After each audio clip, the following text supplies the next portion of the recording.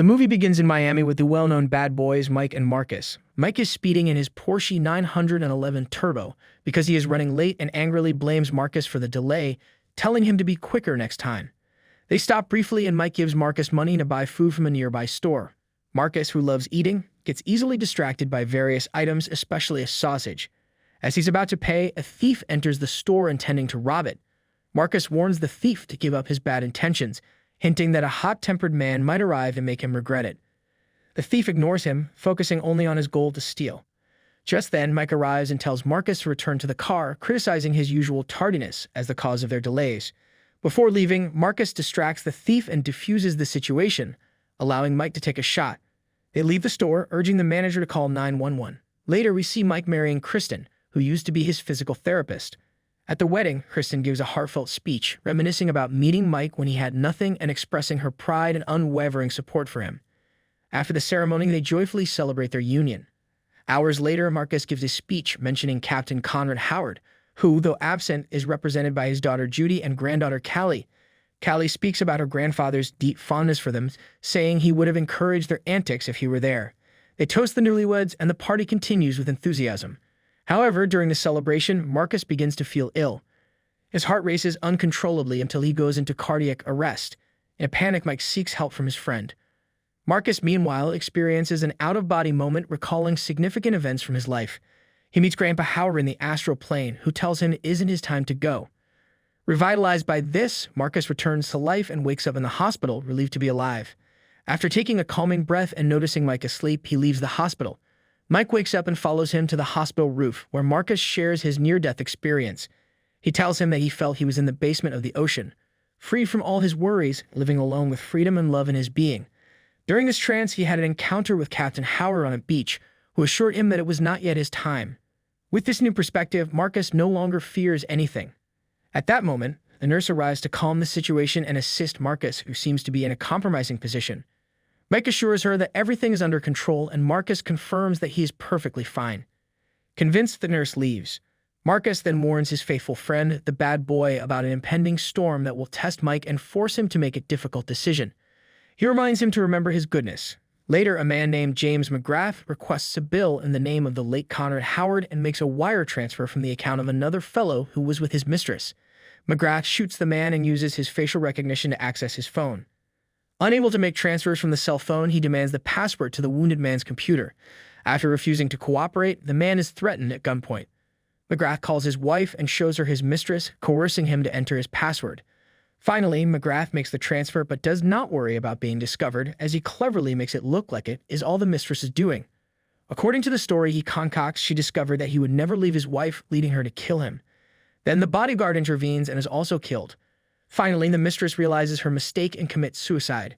As the hours pass, we see the bad boys traveling in the car. Marcus talks to his beloved Teresa, who informs him that the impact he suffered was 2 weeks ago, and that he must return to the hospital. Marcus, however, assures her that he's fine and just wants to see her. After hanging up, he tells Mike that they have always been together through thick and thin in all their adventures. This leads her to conclude that they are soulmates, although she jokes that her soul is superior to Mike's. Later, upon arriving at their destination, Marcus and Mike are reunited with their wives, enjoying a happy moment. As Marcus searches for his favorite candy, Mike comments to Teresa that after coming back to life, Marcus climbs naked to the rooftop and begins raving during his search. More Marcus confronts his son-in-law Reggie for eating his candy. However, after reviewing his home security cameras, he discovers that the real culprit was Teresa, who threw them in the trash. Following medical recommendations, is now all vegetarian. Before leaving, Marcus offers between $1,000 and $2,000 to Mike for some candy or chocolates, but Mike declines the offer, adhering to the doctor's orders. During the night, Mike has a nightmare about his past life and his son Armando, but he pays little attention to it and continues to sleep. Already in the morning, while working out, he receives an alarming call. Rumor has it that Captain Conrad Howard was involved in corruption with the Cartels. Mike, convinced of the captain's innocence, reacts angrily to the accusations that are intended to tarnish Howard's legacy. Judy, for her part, hurls an even more painful accusation, suggesting that her father would be alive if it weren't for Mike's bastard son Armando, whom she threatens to kill if she finds him. The bad boys decide to seek the truth about the captain's alleged connections to the Cartel. They interrogate a prisoner, who turns out to be Armando, who assures them that Howard was investigating the Cartel and that it was his comrades who conspired against him. Armando reveals having once seen the real culprit, although he does not know his name, mentioning that his mother had contact with him. Simultaneously, James McGrath, knowing that Howard was investigating his operation, tries to eliminate any trace of his involvement. They manage to gain access to Howard's laptop thanks to a weak password, but logging in triggers an automatic message to the bad boys. Captain Howard's message warns them that they are in mortal danger and urges them to resolve the situation, alerting them to the presence of terrible traitors. In another twist, as the bad boys deliberate their next steps, Marcus recklessly walks in reverse, causing traffic chaos and prompting an elderly woman to yell at them and ask them to call the police. They ironically reply that they are already the police. Later, the bad boys arrive at an event to question Fletcher, as mentioned by Howard. Fletcher, contemptuous, calls them stupid and boasts that he is a genius who has transformed Conrad's crucial information into an immortal object. In an unexpected twist, Marcus accidentally shoots and kills Fletcher, though he insists it was unintentional, but it was not him but one of the villain's men who finished him off to stop him from revealing more information. This incident triggers a general flight. One intense gunfight during the shootout, Marcus' distraction by candy and soda drives him out of his hiding place to shoot in all directions, forcing Mike to join his frantic action. All this under the watchful eye of his enemies. Determined to fight crime, Marcus leaves the scene in pursuit of a suspect. On the run, Mike encounters a mishap with his gun and is paralyzed with fear when he sees a car about to run him over. Fortunately, Marcus intervenes in time and saves him. Rita, while conversing with them, senses that Mike is not revealing the full truth, something that Marcus inadvertently confirms. Agent Bourne informs them that surveillance cameras within a 2-block radius have been disabled, a fact they find highly suspicious. Marcus, relieved, comments that at least they didn't record his panic attack. A female officer finds an old recording of Conrad Howard revealing the existence of corrupt officers in their ranks collaborating with the Cartel. In the video, Howard instructs us to recall an incident in 2003 and mentions an unrecorded warehouse where critical files are stored that can help eliminate these corrupt ones, imploring that it be done for him as they are his only hope. We then move to the prison where Armando, previously interrogated by the bad boys, is quietly working out until a group of prisoners suddenly attack him. Armando fights back, and just as the situation escalates, tear gas canisters are thrown to disperse the fight. Mike defends Armando, convinced that he can help identify the traitor, and proposes to transport him to a prison in Miami to show him photographs and possibly identify the culprit. During the ride with Armando, the bad boys turn in their guns and prepare for the 45-man ride. In a light moment, Marcus jokes with Mike about one of their past lives, where Mike was a donkey and Marcus his unfortunate owner, who, frustrated by the donkey's unruly behavior, ended up mistreating him. The situation is complicated when they discover that enemies have infiltrated, making the pilot believe that Armando escaped with the help of the police and that they are trying to hijack the transport. In the presence of the enemies, the bad boys retrieve their weapons and defend themselves, fighting for their lives and Armando's. After an intense battle, they manage to get back their weapons. They manage to save Armando from falling from the cell in which he was traveling, finally landing in a lake. During the confusion, Mike informs Armando that Howard left files that could reveal who is behind the corruption.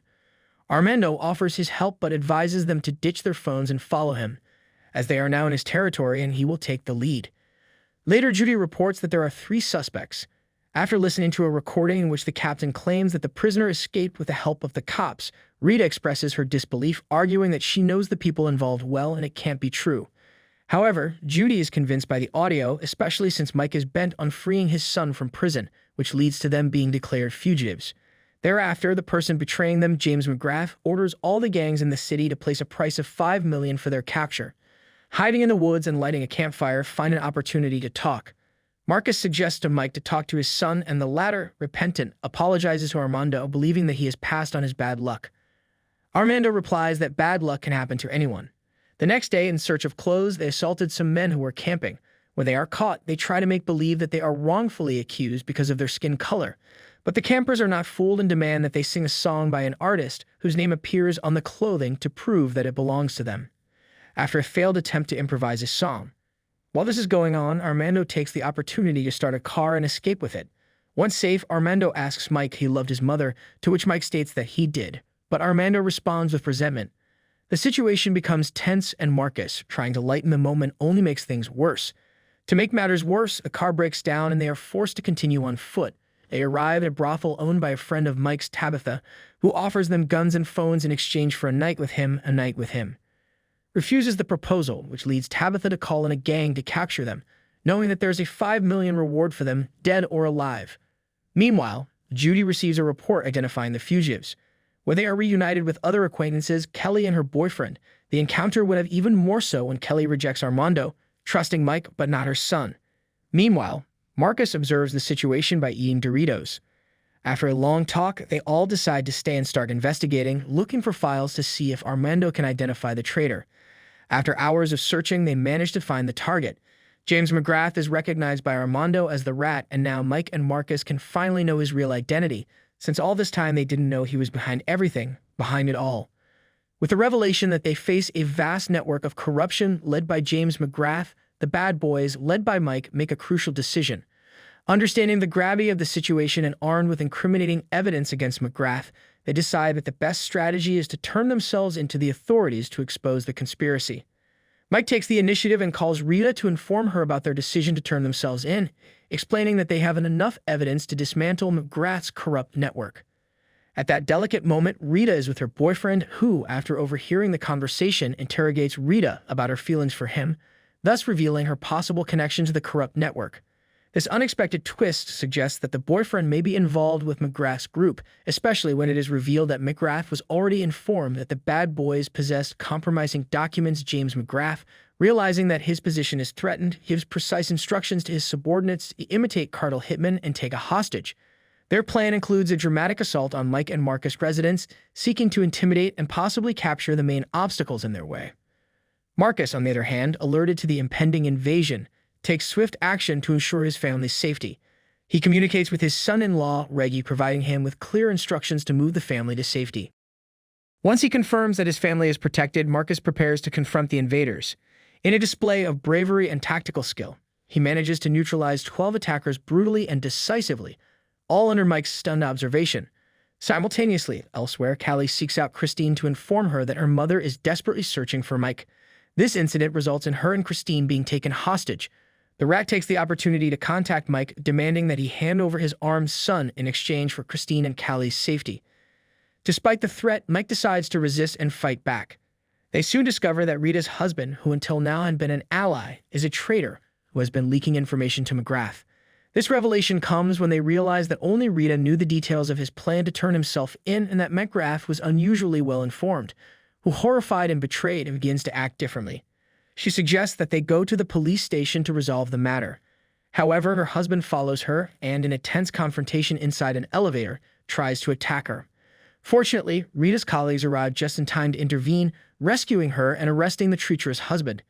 After the incident, Rita and Mike reaffirm the importance of trust and loyalty within their team. Rita confronts her treacherous husband, who attempts to justify his actions by claiming that he was manipulated by McGrath and acted under pressure. Despite his explanations, Rita, filled with fury, silences him and focuses on the task at hand, ensuring the safety of all involved. In a last-ditch effort to fool McGrath and time, Mike changes his voice during a phone call with the Rat, tricking him into thinking they plan to move the hostages out of the country. During this conversation, Christine confronts McGrath about a visible injury to his hand. McGrath reveals that he suffered a Colombian manicure, a method of torture that inflicts extreme pain without causing death. He also threatens to kill Mike in front of her, to which Kristen coldly replies that he doesn't know her husband. The bad boys, led by Mike, set in motion an intricate plan to rescue the kidnapped girls, ingeniously using Rita's ex-boyfriend to trick the Rat. They sternly warn him that any attempt to alert his henchmen would result in his death within an extremely short span of 2 to 4 s.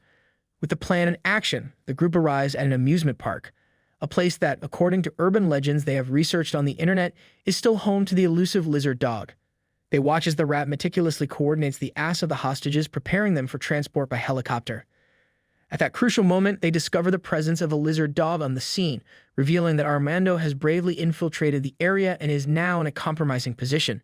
The situation becomes tense, and everyone waits expectantly for Mike to take the initiative to shoot James McGrath.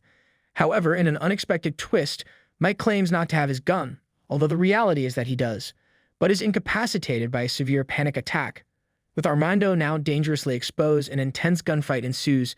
Mike, still too, from panic, is unable to react. prompting Marcus to intervene firmly, shouting at him that this is no time to give in to fear. He tries to snap Mike out of his state, momentarily inspired by the memory of the captain, who assures him that none of this is his fault.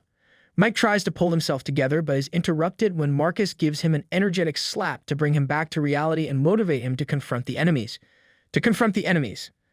Despite continued panic attacks, Marcus persists and slaps Mike harder, reminding him of his identity as bad boy, which finally prompts them to fight together. In a thrilling turn of events, Police Agent Bourne launches an aerial strategy, using several drones to drop small bombs on the enemies, providing a crucial tactical advantage. Armando and the bad boys take this opportunity to move forward and try to rescue Christine and Callie. At the climax of the confrontation, when Mike finally comes face to face with the rat, a grenade is unexpectedly detonated.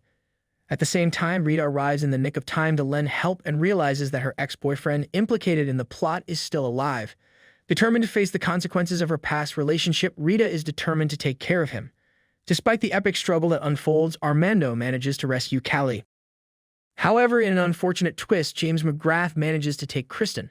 During this chaos, Mike is trapped and Marcus, in his attempt to help, accidentally causes a glass to break, falling next to a baby lizard. Alone, Marcus falls into the water while Mike manages to stay safely out of it in a desperate rescue attempt, unarmed and facing the lizard's imminent threat. Marcus, trusting fully in the universe, attempts to appease the animal while asking for love and peace. Contrary to his hopes, the lizard reacts aggressively, biting his arm. In the face of this danger, Mike does not hesitate to act, rushing down to help Marcus out of the dangerous situation. Demonstrating once again the unwavering solidarity and bravery that defines the bad boys, Armando assures Callie that he has been sent by Mike, urging her to trust him. As they escape, several enemies intercept them and subject Armando to a severe beating. However, showing remarkable resilience, Armando manages to overcome each of his attackers. At a critical moment, when Callie is about to reach safety, she realizes that Armando needs help and decides to return to assist him.